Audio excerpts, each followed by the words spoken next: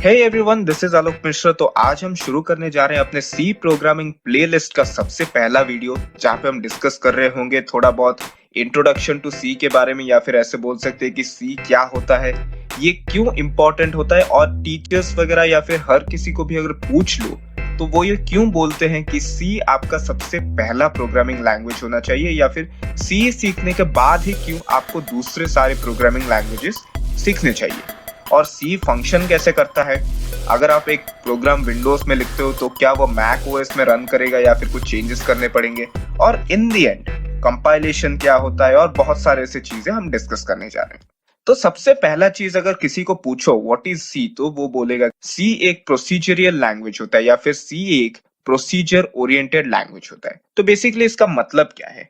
प्रोसीजरियल oriented language का मतलब ये है कि हर एक फंक्शन के लिए आप एक अलग सेट ऑफ कोड लिखते हो। फॉर एग्जाम्पल, आपको एडिशन करना है तो उसके लिए आप एक सेट ऑफ कोड लिखोगे, आपको अगर सब्सट्रैक्शन करना है तो उसके लिए एक सेट ऑफ कोड लिखोगे, और अगर आपको मल्टीप्लिकेशन डिवीजन वो सब करना है तो उसके लिए अलग अलग सेट ऑफ कोड लिखना पड़ता है।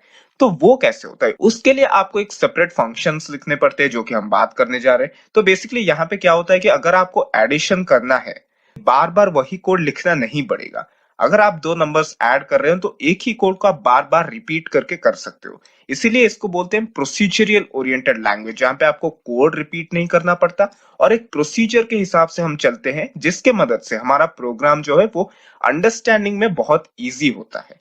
ठीक है। अभी सेकंड स्टेप पे अगर हम बात करें तो बहुत सारे बच्चे ये पूछते हैं, भैया हम विंडोज में एक सी प्रोग्राम लिखे तो वो क्या मैक ओएस में चलेगा या फिर लिनक्स में चलेगा? तो बेसिकली मैं आपको बोल दूं कि सी प्रोग्रामिंग जो है या फिर सी प्रोग्राम्स प्लेटफॉर्म इंडिपेंडेंट होते हैं। फॉर एग्जांपल, आप मैक ओएस में एक सी प्रोग्राम लिख रहे हो तो वो विंडोज में भी चल सकता है, विंडोज में लिख रहे हो तो लिनक्स में भी चल सकता है, या फिर लिनक्स में लिख रहे हो तो विंडोज में भी चल सकता है। मतलब आप मैक में लिख रहे हो तो सारे ओएस में चलेगा, विंडोज में लिख रहे हो बाकी सारे ओएस में चलेगा। तो आप अगर किसी एक कंप्यूटर में लिख रहे हो, वहां पे एक दूसरा ओएस है, और किसी एक कंप्यूटर को ट्रांसफर कर रहे हो अपना प्रोग्राम, तो वहां पे भी चल सकता है। ऐसा कोई भी रेस्ट्रिक्शन नहीं देता है हमें सी, जो कि एक अपर हैंड होता है। ठीक है। और सी में बहुत सारे कंपाइलर्स भी होते हैं, या फिर एप्लीकेशंस भी बोल सकते हो, जहां पे हम अपना सी प्रोग्राम लिख के रन करते हैं ताकि हमें आउटपुट वगैरह मिले। तो हम बेसिकली यहाँ पे MinGW और VS कोड का एक मिक्सचर यूज करने वाले हैं। MinGW बेसिकली आपका कंपाइलर होने जा रहा है, और VS कोड में हम अपना प्रोग्राम लिख के रन करने जा रहे हैं। ठीक है। तो ये सब क्या होता है हम दूसरे वीडियो में बात करने जा रहे हैं। ये सब इंस्टॉल करना पड़ेगा, जिसके मदद से कि आप अपना प्रोग्राम लिख पाओगे। ठीक है। अगर आपने अभी नोटिस किया होगा तो मैंने कंपाइलर शब्द 2-3 बार इस्तेमाल किया यहाँ पे। तो बेसिकली कंपाइलेशन होता क्या है, या फिर कंपाइलर होता क्या है? तो बेसिकली मैं अगर आपको पूछूं कि सी प्रोग्रामिंग कैसा लैंग्वेज है, तो सी जो होता है एक हाई लेवल लैंग्वेज होता है। मतलब वो इंग्लिश में लिखा जाता है कंप्यूटर में। ठीक है। बट आपको बचपन से सिखाया गया है कि कंप्यूटर जो है वो तो इंग्लिश नहीं समझता है, वो कुछ 0-1 के टर्म्स में एक लैंग्वेज होता है वो समझता है। उसको क्या बोलते हैं? उसको बोलते हैं बाइनरी लैंग्वेज।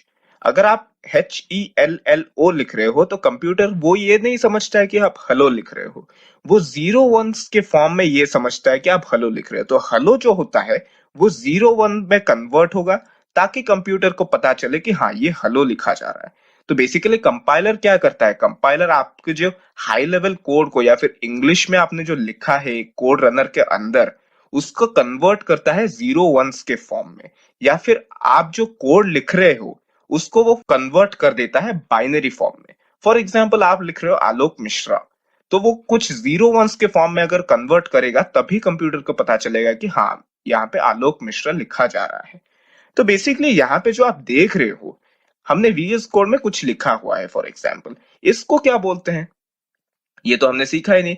कंप्यूटर में रन होने के बाद या फिर कंपाइलर जब कन्वर्ट कर देता है, उसको बोल देते हैं बाइनरी कोड, या फिर ऑब्जेक्ट कोड भी उसको बोलते हैं। ठीक है। बट यहाँ पे जो लिखा है इसको क्या बोलते हैं? इसको बोलते हैं सोर्स कोड। ठीक है। जब आप कुछ कोड लिख रहे हो तो उसको बोलते हैं सोर्स कोड। अब जब कंपाइलर उसको कन्वर्ट कर देता है 0-1 के फॉर्म में, तो उसको बोलते हैं बाइनरी कोड या फिर ऑब्जेक्ट कोड। ठीक है। तो यहाँ पे एक और काफी इंटरेस्टिंग सा क्वेश्चन आता है इंटरव्यूज वगैरह में, कि सी एक कितने स्टेप का प्रोसेस होता है, या फिर सी प्रोग्राम आप जब रन करते हो तो वो कितने स्टेप का प्रोसेस होता है, या फिर कितने स्टेप्स वो फॉलो करता है। तो बहुत सारे बच्चे ये बोल देते हैं कि एक स्टेप का प्रोसेस होता है, वो कंपाइल करके आंसर निकाल लेता है, बट वो गलत आंसर है। ठीक है, यहाँ पे 2 स्टेप का प्रोसेस होता है सी। सबसे पहले आपका कंपाइलेशन हो गया। अब कंपाइलेशन क्या होता है वो तो मैंने आपको बता दिया। अब दूसरा स्टेप जो है उसको बोलते हैं linking. And I am pretty sure कि आप जब स्कूल्स वगैरह में पढ़ रहे होगे ये आपने शब्द कभी सुना भी नहीं होगा।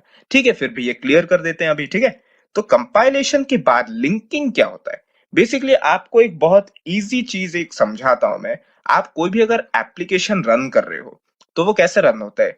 कुछ एक .exe फाइल से रन होता है व्हेन इन विंडोज। ठीक है, .exe फाइल से होता है। अगर आप मैक की बात करो वो .tmg फाइल में होता है। तो बेसिकली लिंकिंग क्या करता है? फॉर एग्जाम्पल आपने कोड लिख लिया, ठीक है, उसको सेव कर लिया, वो 100% सही है, पर उसको आउटपुट कैसे लाए वहां से, या फिर उस कोड को आउटपुट में कैसे कन्वर्ट करे? तो वहां पे काम करता है लिंकिंग।